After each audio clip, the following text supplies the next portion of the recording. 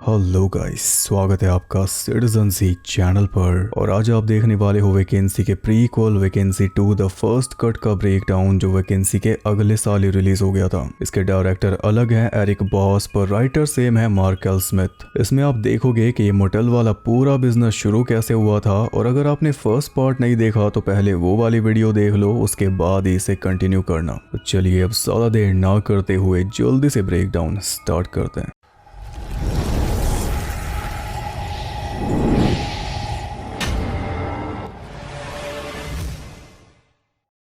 Movie के start में हमें पिछले पार्ट की याद दिलाई जाती है, ये बताकर कि अप्रैल 2007 में पुलिस ने पाइनवुड मोटेल को बंद करवा दिया था, जहां पे 200 से ज्यादा वीडियो टेप्स मिली थी। उनमें जो सबसे पहली टेप थी वो रिकॉर्ड हुई थी सितंबर 2004 में। तो ये उन्हीं पहले विक्टिम्स की कहानी है जो हम देखने वाले हैं। नए नवेले दूल्हा दुल्हन रात में एक सुनसान रोड से मौज मस्ती करते हुए गुजर रहे थे। किसी भी चीज की उन्हें कोई परवाह नहीं थी, उन्होंने पी ही इतनी रखी थी। जब उन्हें कोई जगह नहीं मिली तो रोड के साइड में ही गाड़ी रोककर दोनों बड़ी बातचीत में लग गए। पर तभी गाड़ी के पास आके खड़ा हो गया ओटिस नाम का आदमी, जिसके हाथ में बंदूक थी। और उसने बड़े प्यार से दोनों को समझाया कि ये प्राइवेट प्रॉपर्टी है, यहाँ पे आप ऐसा नहीं कर सकते। इसलिए दोनों वहां से आगे बढ़ गए और आगे उन्हें दिख गया एक मोटेल, मेडोव्यू इन, जिसे चला रहा था मैनेजर गॉर्डन और उसका चेला रीस। उन्होंने पहले हर एक रूम में कैमरे फिट किए हुए थे, जिनसे वो कपल्स को रोमांस करते हुए रिकॉर्ड करते थे और उन टेप्स को आगे बेच दिया करते, सिर्फ रोमांस। दूल्हा दुल्हन ने वहां पे रूम लिया तो उनकी टेप भी रिकॉर्ड हो गई। गॉर्डन और रीस ने उनका पूरा कार्यक्रम देखा।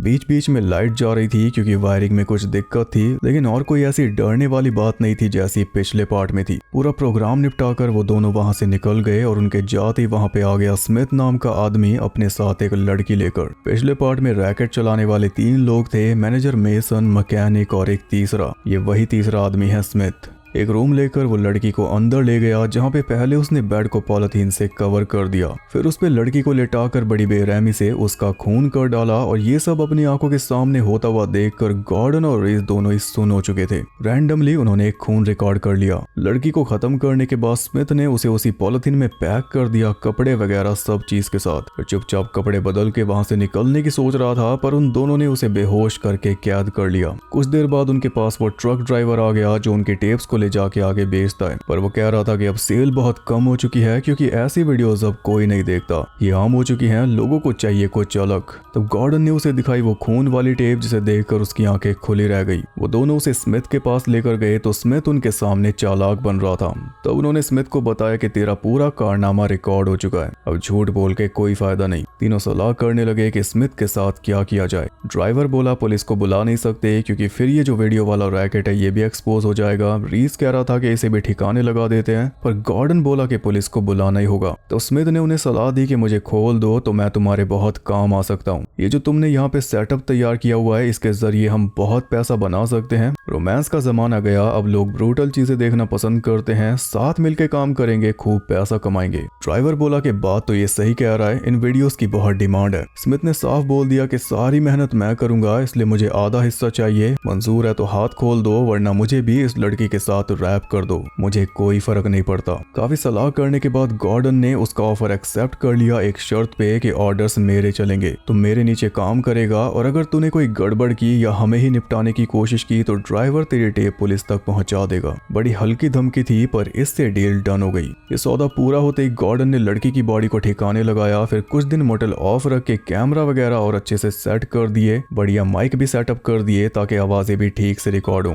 कुछ दिन बाद उस रोड से गुजर रहे थे 3 लोग, केलेब, उसकी गर्लफ्रेंड जेसिका और केलेब का बेस्ट फ्रेंड टैनर। कार के साथ पूरा ट्रेलर लेके निकले हुए थे क्योंकि केलेब जेसिका के डैड की शॉप पे लगने वाला था, इसलिए सारा सामान लेकर शिफ्ट हो रहा था। अब जेसिका जो है वो केलेब से बहुत प्यार करती है, लेकिन टैनर को बिल्कुल भी पसंद नहीं करती क्योंकि वो उसका बहुत ज्यादा मजाक उड़ाता है। वैसे तो उन्हें सीधा जेसिका के पेरेंट्स के घर जाना था, पर इतनी रात में किसी के दरवाजे पे जाके अच्छा इंप्रेशन तो पड़ेगा नहीं, इसलिए वो कोई और विचार कर रहे थे। तभी सामने आ गया मेडोव्यू मोटेल। इसके बोर्ड पे आप देख सकते हो चीप रेट्स के बजाय चीप बेट्स लिखा हुआ दिख रहा है, और ये जानबूझ के किया है साइको के बेट्स मोटेल का रेफरेंस देने के लिए, क्योंकि पिछला पार्ट भी साइको से ही इंस्पायर था। टैनर को कार में छोड़ के जेसिका और केलेब गॉर्डन के पास गए रूम लेने, क्योंकि अगर टैनर को भी लेके जाते तो एक्स्ट्रा पैसे लगते 3 लोगों के। उन्होंने बताया कि हम सिर्फ 2 हैं, पर जब बाहर निकले तो टैनर पता नहीं कार से निकल के कहाँ जा चुका था। वो दोनों रूम की तरफ जाने लगे तो उन्होंने देखा कि मोटेल से एक तालाब जुड़ा हुआ है जिसमें कोई जानवर मरा पड़ा रहा था। केलब ने उसे गिलहरी बताया और ये भी पिछले पार्ट का ही रेफरेंस है जिसमें एमी बार बार रकून को गिलहरी बता रही थी। क्लियरली गिलहरी इतनी बड़ी नहीं होती।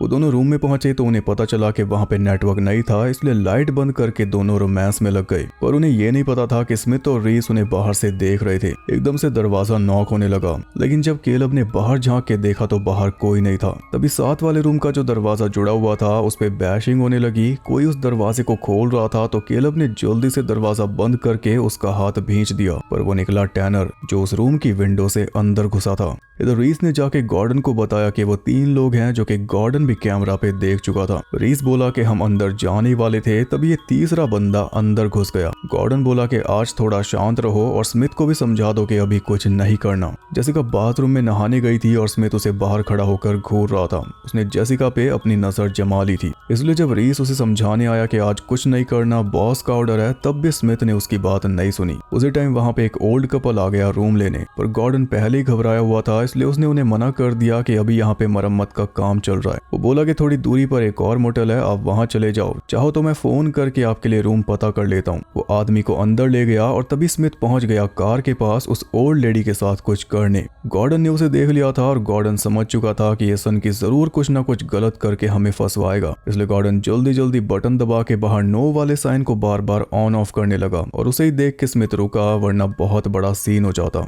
गॉर्डन ने उन दोनों को विदा कर दिया और फिर नो वैकेंसी वाले साइन को ऑन ही रखा ताकि कोई और ना रुके। गॉर्डन ने स्मिथ के ऊपर गुस्सा भी किया, लेकिन स्मिथ को कोई फर्क नहीं पड़ रहा था। अंदर ही अंदर गॉर्डन को पता चल चुका था कि डील के लिए हाँ करके वो फंस चुका है। स्मिथ को अगर गॉर्डन को भी मारना पड़ा तो वो हिचकेगा नहीं, ये उसने जाहिर कर दिया। इधर जेसिका और केलब फिर से रोमांस में लग गए और टैनर चला गया साथ वाले रूम में, जहाँ पे उसने टीवी ऑन किया तो उसके होश उड़ गए, क्योंकि टीवी पे चल रहा था जेसिका और केलब का लाइव शो। ये सब टैनर ने उन दोनों को दिखाया और देखते ही केलब कहने लगा कि अभी जाके उस मैनेजर को सबक सिखाता हूँ। तब टैनर ने उसे समझाया कि मैनेजर हमें देख रहा है, उसने देख लिया होगा कि हम उसका सच जान चुके हैं, इसलिए अगर तुम जाओगे तो वापस नहीं आओगे। केलब बोला कि फिर पुलिस को कॉल करेंगे और उनके आने का वेट करेंगे, पर टैनर ने फिर उसे समझाया कि ऐसे लोगों से पुलिस मिली हुई होती है, हम किसी का वेट नहीं करेंगे, सीधा यहाँ से निकलेंगे। मतलब मूवीज में दिखाया जाता है ना कि ये व्हाइट लोग हमेशा गलत ही कदम उठाते हैं, तो उसी का मजाक यहाँ पे उड़ाया जा रहा है। वैसे टैनर सही था, उन तीनों ने देख लिया था कि ये तीनों भागने वाले हैं, इसलिए स्मिथ अपना मास्क तैयार करके निकल गया कुछ करने। वो तीनों जल्दी से कार में बैठे, लेकिन कार स्टार्ट नहीं हो रही थी।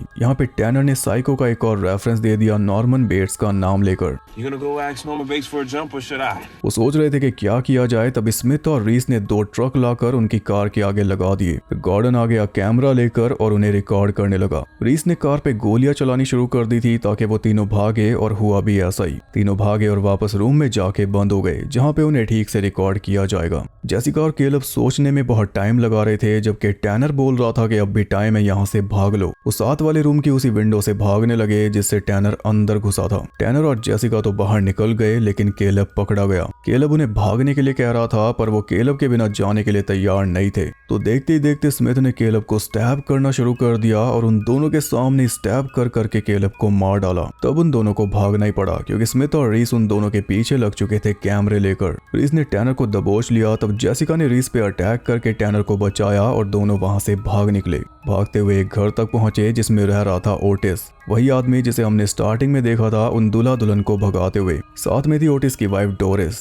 जेसिका और टैनर ने उन्हें सब कुछ बता दिया, पर वो यकीन नहीं कर रहे थे, जिससे टैनर का पारा हाई हुए जा रहा था। इसलिए जेसिका ने उनसे रिक्वेस्ट की कि आप खुद ही फोन करके पुलिस को यहाँ पे बुला लो, इतना हम दोनों बाहर ही रहेंगे। ओटिस फोन करने चला गया तो उन पे दया करके डोरिस ने दोनों को घर के अंदर ले लिया, जिससे ओटिस बिल्कुल भी खुश नहीं था। कुछ देर बाद उनके घर में गॉर्डन और स्मिथ आ गए। क्योंकि पड़ोसी होने के नाते ओटिस ने पुलिस के बजाय सीधा गॉर्डन के पास फोन मिलाया था कि 2 लोग तुम्हारे बारे में ऐसा कह रहे हैं। गॉर्डन कहने लगा कि ये मेरे मोटल से चोरी करके भागे हैं, इसलिए ऐसी कहानियां बना रहे हैं, और ओटिस को उसकी बात पे यकीन भी हो गया। लेकिन उन दोनों को इतना डरा हुआ देखकर डोरिस का मन नहीं मान रहा था। डोरिस ने कहा कि अगर ये चोर हैं तो पुलिस को यहीं पे बुलाओ। बस इतना सुनते ही सन की स्मिथ सटक गया और उसने सीधा गोली मार दी, पहले ओटिस को फिर डोरिस को। 2 गोली चला चुका था, इसलिए शॉटगन खाली हो चुकी थी। बस इसी का फायदा उठाकर जेसिका और टैनर दोनों ऊपर भाग गए और एक रूम में जाकर बंद हो गए। वहां से नीचे उन्हें कार दिखाई दी तो विंडो से कूद कर दोनों नीचे कार तक पहुंचे, लेकिन कार में पहिए नहीं थे। बस तभी रीस ने आकर दोनों को कैप्चर कर लिया और गॉर्डन ने वहीं पे रिकॉर्डिंग स्टार्ट कर दी। लेकिन गॉर्डन के हाथ से कैमरा ले लिया स्मिथ ने और उसने गॉर्डन और रीस दोनों को ऑर्डर दिया कि अंदर जाके घर की ऐसी हालत कर दो कि पुलिस को ऐसा लगना चाहिए यहाँ पे चोरी हुई है। घर को अच्छी तरह तहस नहस करने के बाद वो उन दोनों को लेकर मोटेल पहुंच गए, जहाँ पे स्मिथ ने कैमरा पे टैनर को टॉर्चर करना शुरू कर दिया। जेसिका को उसने बचा के रखा था आखिर के लिए। जेसिका होश में आई तो स्मिथ उसे भी निपटाने चल दिया और जाते जाते बोल कर गया कि सब कुछ अगर मुझे ही करना है तो तुम दोनों की क्या जरूरत, यानी वो इनके भी खेल खत्म कर सकता है। और दोनों ही ये बात समझ चुके थे। गॉर्डन बोला कि अब तक सारे खून स्मिथ ने किए हैं, तो जैसे ही जेसिका को मारेगा हम पुलिस बुला के सारा इल्जाम इसी के ऊपर डाल देंगे। जब तक स्मिथ जेसिका के पास पहुंचा तब तक वो फ्री हो चुकी थी। बस मौका मिलते स्मिथ को फेस में स्टैब करके वो भाग निकली। ये सब कैमरा में देखकर गॉर्डन ने रीस को वहां पे भेज दिया था, तो उसे आता देखकर जेसिका कैबिन के नीचे वाली क्रॉल स्पेस में छुप गई, जहाँ पे उसके सर में हल्की सी कील घुस गई। तब उसने देखा कि नीचे तो बहुत सारी बड़ी बड़ी कीलें निकली हुई हैं। उसे क्रॉल स्पेस में उस लड़की की बॉडी पड़ी थी जिसे स्मिथ साथ लेकर आया था।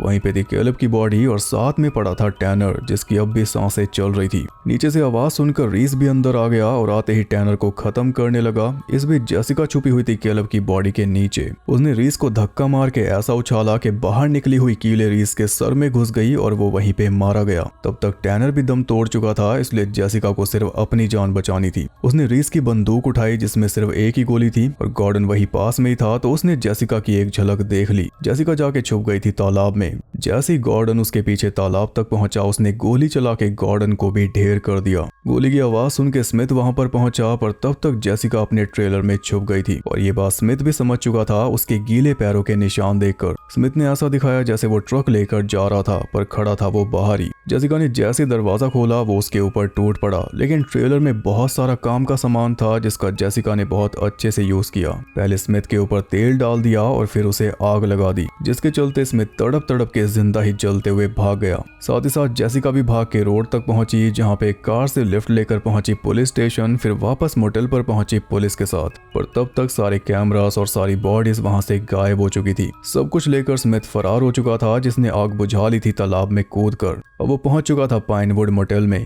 वही मोटेल जिसे हमने पिछले पार्ट में देखा था। वहां पे ट्रक ड्राइवर उससे वीडियोस लेने आया और उसने पहली टेप उसे बेच दी, टैनर वाली। फिर स्मिथ ने इस वाले मोटेल को सेटअप किया और यहाँ पे अपने कारनामे शुरू किए, पर आगे जाके वो भी मर जाएगा ये हमें पता है। इसी के साथ ये मूवी हो गई खत्म।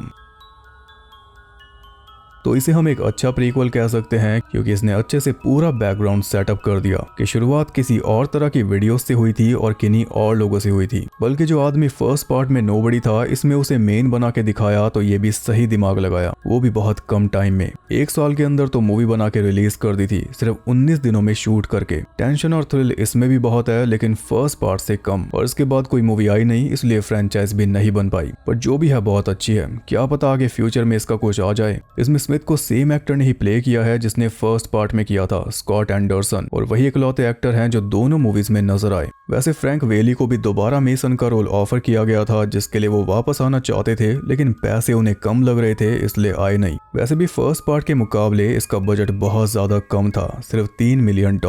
उसमें इतना बढ़िया कर दिया, तारीफ तो बनती है। मतलब वाइब बिगाड़ी नहीं, वरना बेहतर की उम्मीद तो हमेशा रहती है। आपको ये प्रीक्वल कैसा लगा आप कमेंट करके बता सकते हो। वीडियो पसंद आई तो लाइक कर देना और ऐसी और वीडियोस देखने के लिए चैनल को सब्सक्राइब कर लो। ऐसी किसी और वीडियो के साथ मैं आपको जल्दी मिलूंगा, तब तक के लिए सबको बाय।